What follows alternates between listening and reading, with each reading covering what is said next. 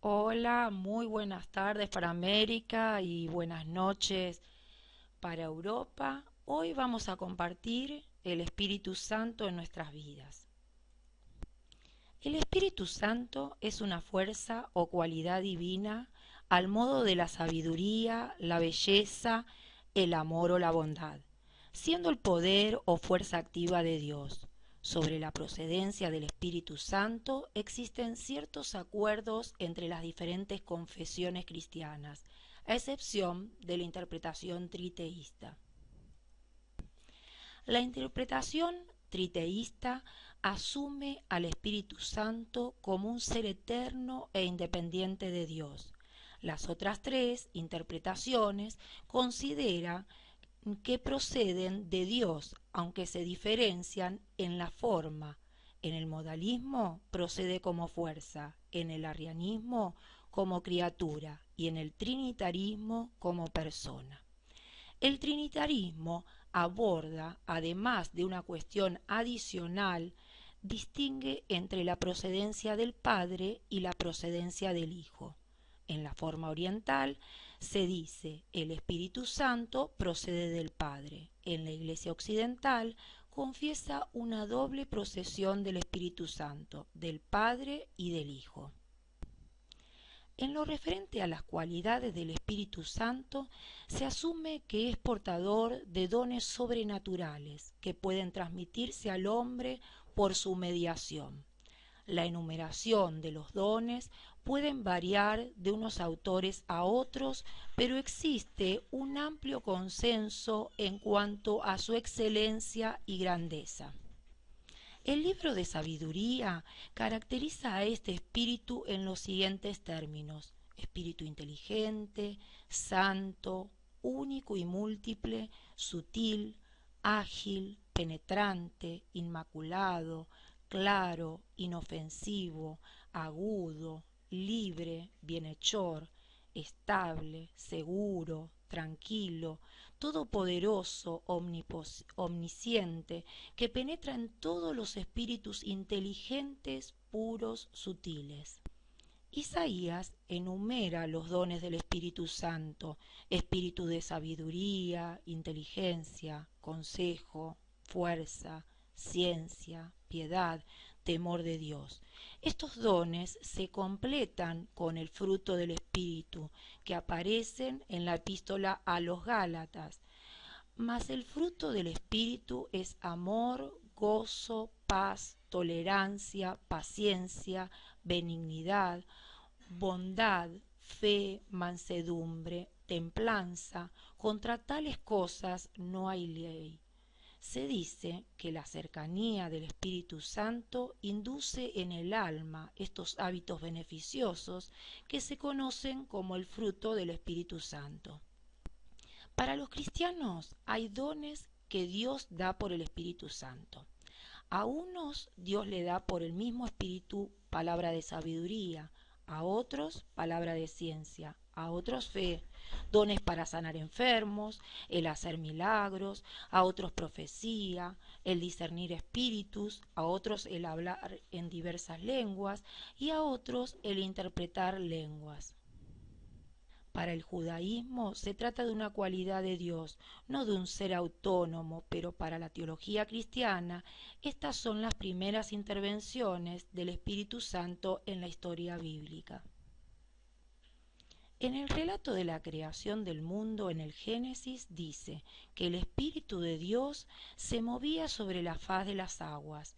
Según los teólogos cristianos, esta frase expresa la idea de una actividad divina actuando sobre el caos posterior a la separación de los cielos y la tierra y alude al poder creador y formador del Espíritu Santo.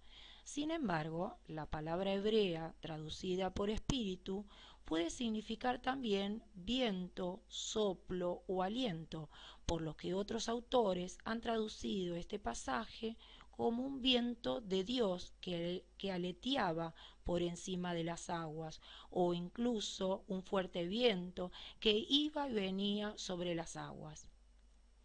Este relato culmina con la creación de Adán, Dios modela su cuerpo del barro y sopla en su rostro el aliento de la vida. Este aliento de vida se refiere a la cualidad animadora del espíritu. En el libro de Job, este afirma que el Espíritu de Dios me hizo y el soplo del Omnipotente me dio vida. Por ello, el credo cristiano dice del Espíritu Santo que es Señor y dador de vida. Los exegetas cristianos también identificaban al Espíritu Santo en la expresión dedo de Dios. Las tablas de la ley, por ejemplo, fueron escritas por el dedo de Dios. También en la tercera plaga de Egipto, dicha plaga se produce cuando Aarón golpea la tierra con su cayado y todo el polvo se convierte en mosquito piojo. Dicha expresión simboliza la fuerza o el poder de Dios obrando con imperio sobre la naturaleza. Aparece también en el Nuevo Testamento en relación con la expulsión de demonios.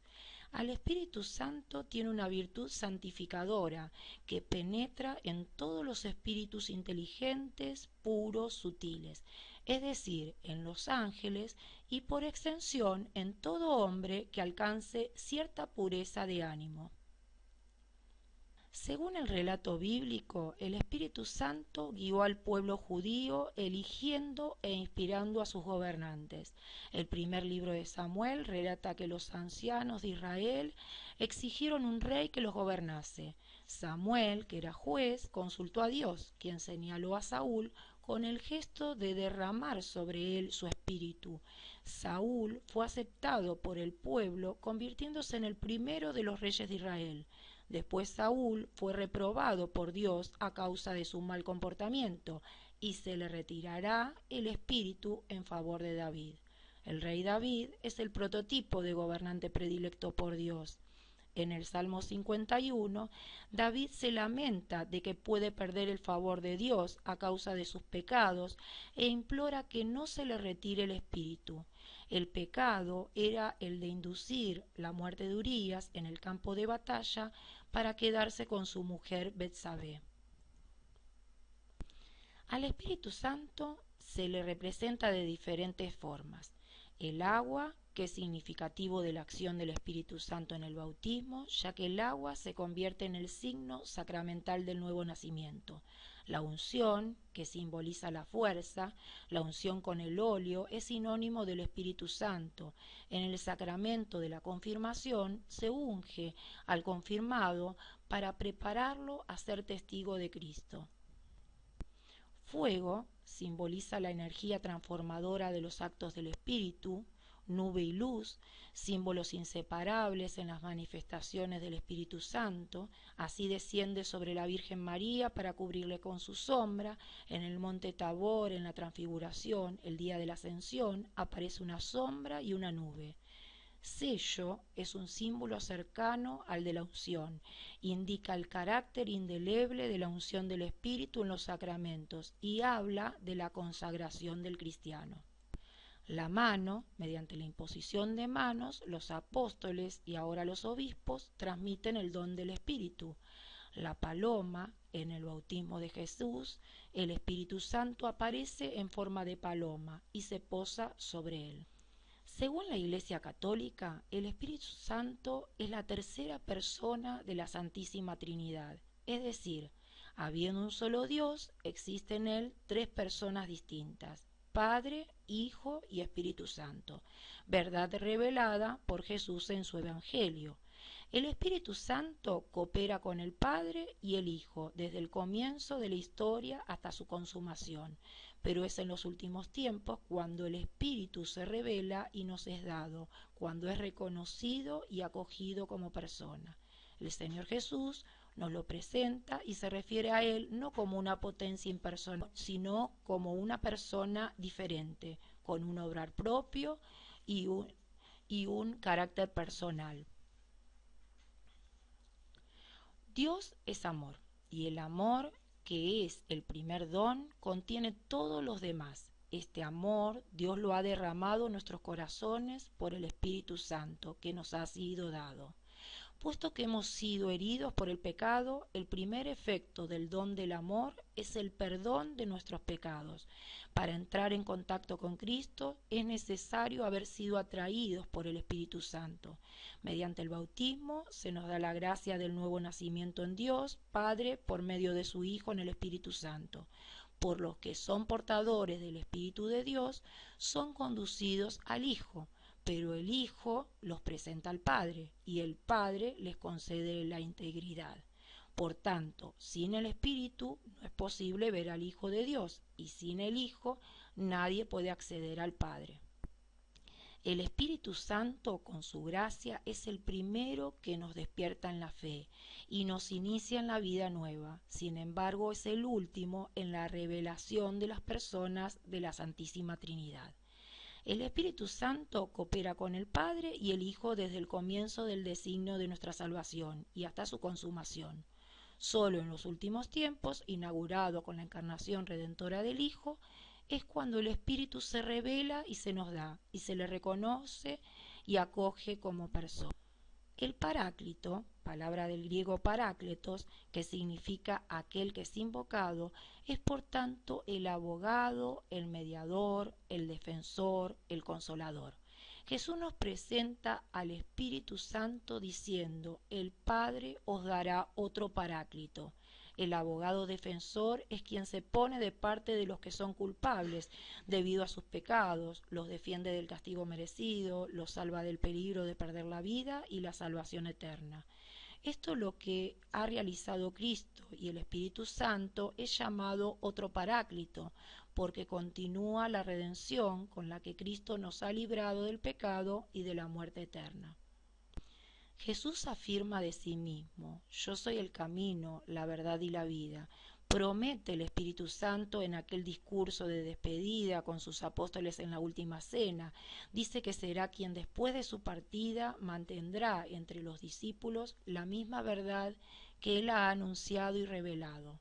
Los campos de acción en que actúa el Espíritu Santo son el espíritu humano y la historia del mundo. La distinción entre la verdad y el error es el primer momento de dicha actuación. Permanecer y obrar en la verdad es el problema esencial, desde los primeros años de la Iglesia hasta el final de los tiempos, y es el Espíritu Santo quien hace posible que la verdad acerca de Dios, del hombre y de su destino lleguen hasta nuestros días sin alteración. Por eso el conocimiento de que el Espíritu Santo de Dios ha hecho su residencia en nuestras vidas, que Él produce todas estas funciones milagrosas, que Él mora con nosotros para siempre y nunca nos dejará o desamparará, es causa de gran gozo y consuelo. Gracias a Dios por este precioso don que es el Espíritu Santo y su obra en nuestras vidas, para que seamos el fruto de ese Espíritu Santo y que Él obre cada día en nuestras vidas. Gracias por escucharme, y ahora escuchamos a Edilma a ver qué puede decirnos del Espíritu Santo y qué piensa ella. Gracias.